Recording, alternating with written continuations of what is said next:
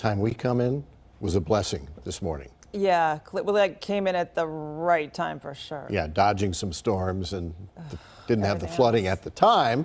Police are telling us all to avoid roads if we can do so because of street and highway flooding and those messes we've been seeing all morning. Some of the worst was on I-35. I mean, I-35 busy north, south, across Dallas. Fox 4's Shannon Murray live with a look. Shannon.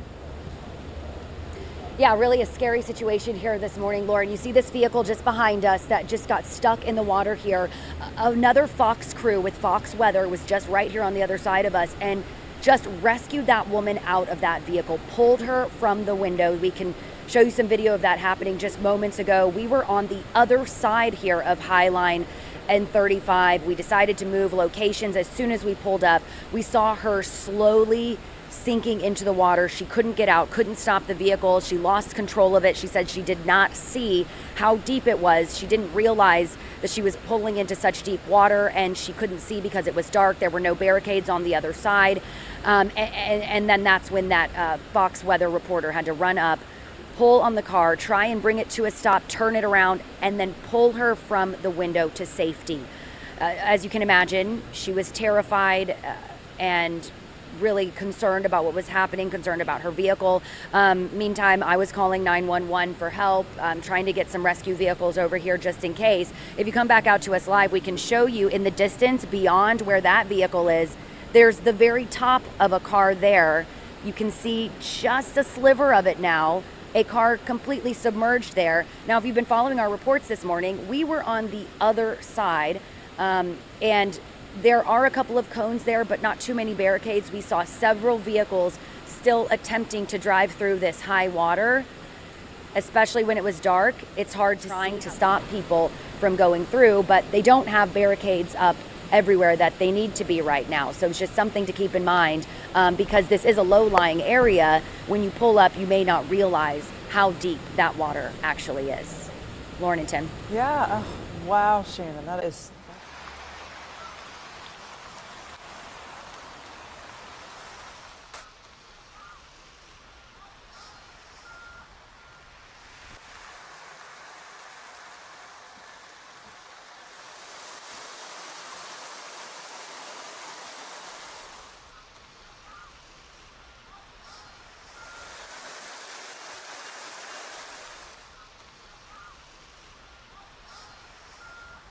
All right, well, when we came into downtown Dallas early this morning, I mean, the streets were littered with paper, other debris as well. Suddenly dawned on me as I'm looking and going, what the heck happened around here? It was left over from the streets that were flooded earlier. Shannon is live. Good morning. Good morning, Tim. Yeah, the rain is really coming down now. Just started pouring on us here near downtown Dallas in the Victory Park area. This is Highline Drive and I-35. You see how flooded this is behind us. This is a low-lying area underneath a bridge, but I'll have our photographer Noonie push in there to the distance for us. You see a car, or the very top of a car, submerged in water here. Now, the issue is it's so dark, people pulling up don't see that vehicle. You can hardly tell how deep the water is. So we've seen several vehicles here attempting to drive through this. We've been going up to them, telling people to turn around, not to drive through because they don't realize that there's a vehicle there and how deep that water is.